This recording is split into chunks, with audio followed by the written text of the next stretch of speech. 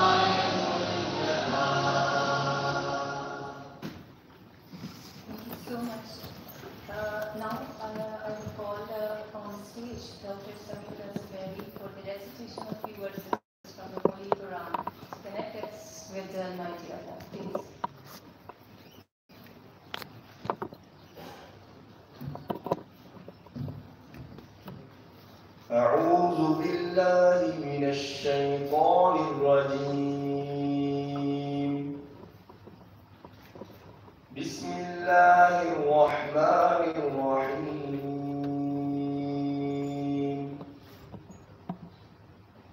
اقرأ باسم ربك الذي خلق خلق الإنسان من علق اقرأ وربك الأكرم الذي علم بالقلم علم الإنسان ما لم يعلم كلا إن الإنسان ليطغى أن رآه استغنى إن إلى ربك الرجعى.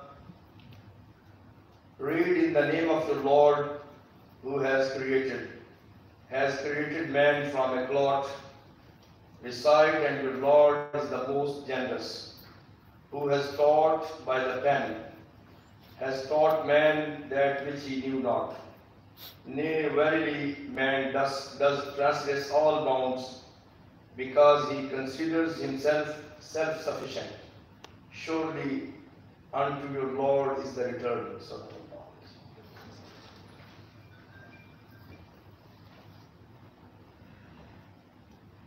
Jazakallah, Dr. Zubairi. Now to welcome our hardworking academia, our dedicated professional officers, and our honorable guests, I would like to call upon stage Dean Faculty of Education, Professor Dr. Nasir Mehmood, to welcome them. Sir.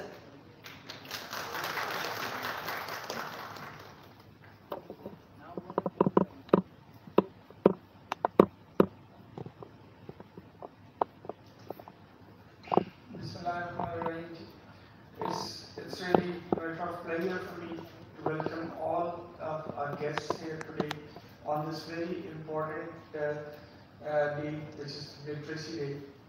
I believe that sometimes we call it like celebrating a Literacy Day, but in fact it's something like observing a day, because the kind of state we are in terms of literacy in country, I suppose there's nothing to celebrate in it.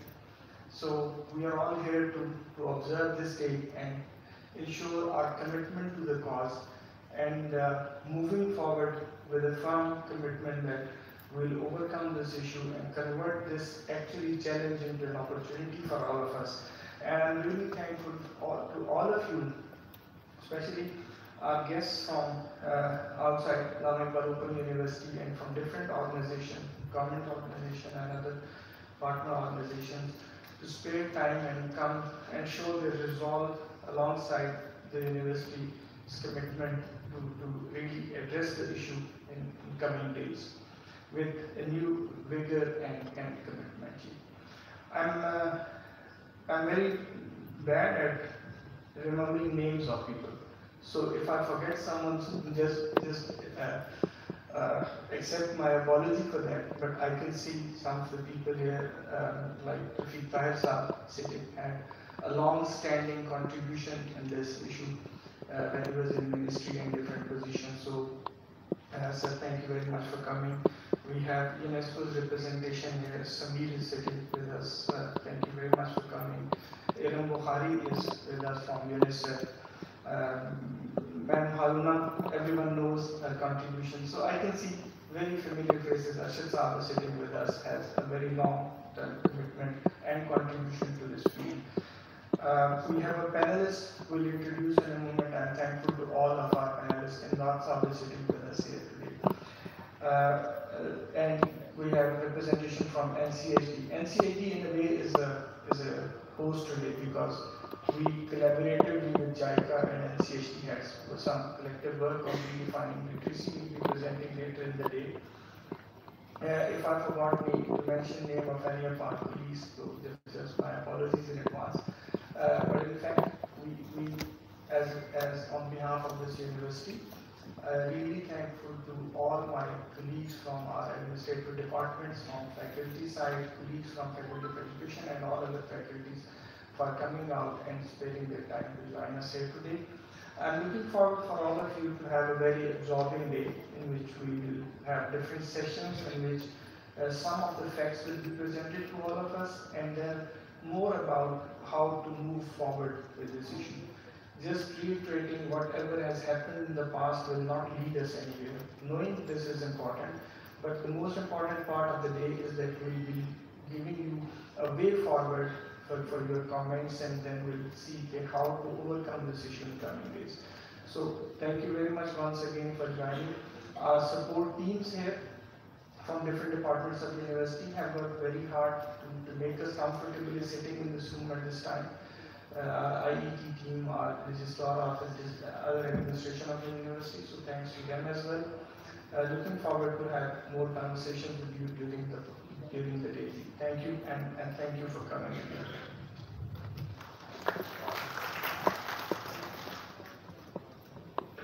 Thank you so much, sir, for your welcome remarks. Ladies and gentlemen, when we are talking about redefining literacy, so in this context, the changing definition in the global to local perspective has its great importance. So just to put a light on this aspect of the literacy, I would like to call up on stage the representative of the UNICEF, Mr. Samir Luqman. Please, sir, join us over here. Mr. Samir Luqman, UNESCO, from the UNESCO.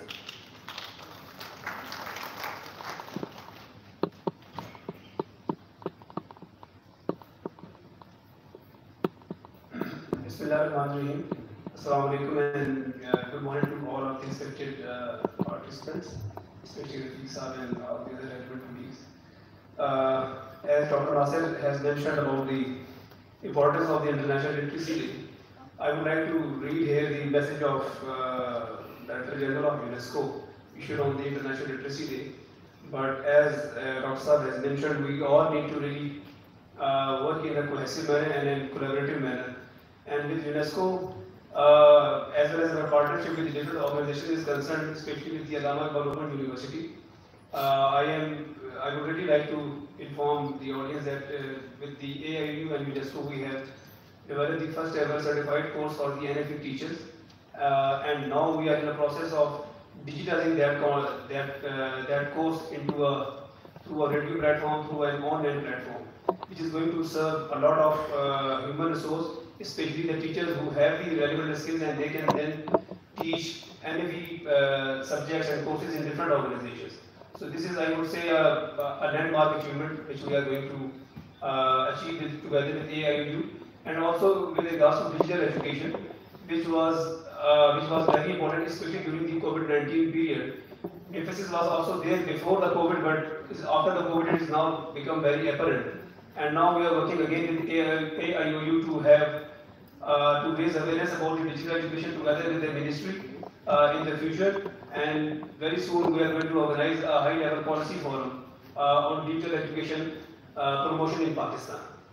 So if you can spare some minutes, I can read a message of DG UNESCO on International Literacy Day, and I quote: International Literacy Day is an opportunity to read the. I'm sorry, it's not very clear, but I can continue with what I was basically mentioning before. So we are going to continue working with the AIU, with the JicA, and on the literacy aspects in the future, and really looking forward for more collaboration with the other partners on literacy aspect, especially with the organizations like NCHD, AIU, and JicA, and continue supporting and working on literacy in future as well. Thank you, and my regards to all the colleagues. Thank you.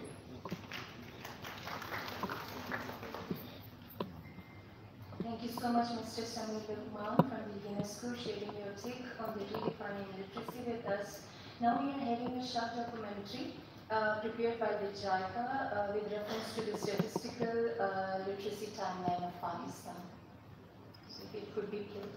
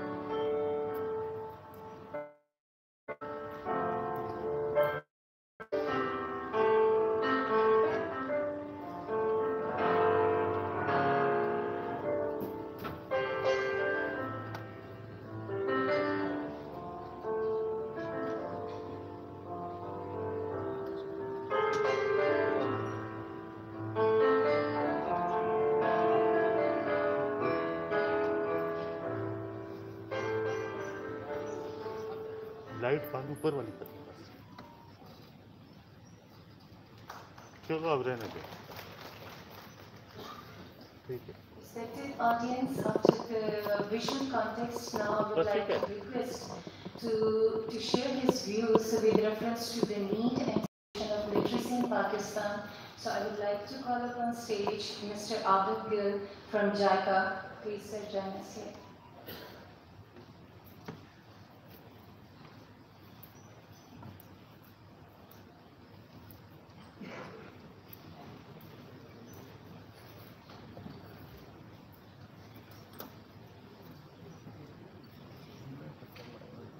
Bismillahirrahmanirrahim.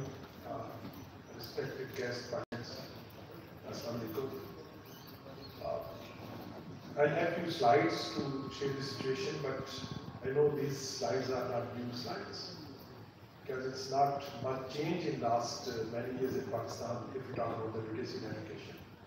So the situation which we have maybe in the last International Literacy Day 2021, together with AIU we have this. So at that time we are also sharing similar type of things. This red portion, if you can see on the screen, that shows how many people are illiterate in this country. So there is a disparity among the provinces. Punjab looks little better in terms of percentage, but if we talk about the absolute number, maybe Punjab will be more illiterate than other part of the country. So for the literacy, we have three main indicators. One is the literacy, other is youth literacy, and third is the adult literacy. So literacy, we usually say 10-year and plus population, youth literacy 15 year to 24, and then adult literacy 15-year and plus. So this red bar is representing the youth. So the countries like Pakistan, with this red bar shows our young generation is not able to even read and write in the age of digital era. So I know Dr. Nasir Sahib will share the finding of a study in the afternoon and also the recommendation on the basis of that finding. So what we need to do in the digital era, so I will not go for that details. Another interesting, these two bars basically showing the gap between the population literate and illiterate is basically huge. The percentage sometimes confuses us because the percentage says we are increasing from 54 to 55, 55 to 58, or 58 to 60s.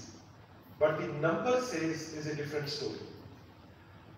In 2006, 52 million people were not able to read and write. And now 71 million in this year not able to read and write. So our percentage sometimes, because our time we had some meetings, discussions and presentation, so we probably says, okay, we are increased with 1% in literacy. But the population growth is more than our literacy growth. So that makes this challenge more difficult for us in terms of literacy. So this map again, this shows where we are basically leading to. This red color in our region, no one can have the same dark red in our surrounding countries. And this dark red means the children between 5 to 16 year age are not in the school. There are many numbers we talk about, but the latest data says it's more than 22 million children of 5 to 16 are not in the school. Simple calculation says if they are not in the school and they don't have any other mean to education, so they are entering into the illiterate population. So the situation will be more difficult for us if we not provide any mean of education to these children at this age. So once they cross the 16-year age, so it would be more difficult for us to make them literate or make them able to perform their role in the society in more meaningful way. These three bullets says in 1950, in this India, Pakistan and Bangladesh, what was the situation? So I take India, basically Pakistan in 1950, the literacy rate in Pakistan was 14% and in India 20%. What's happened?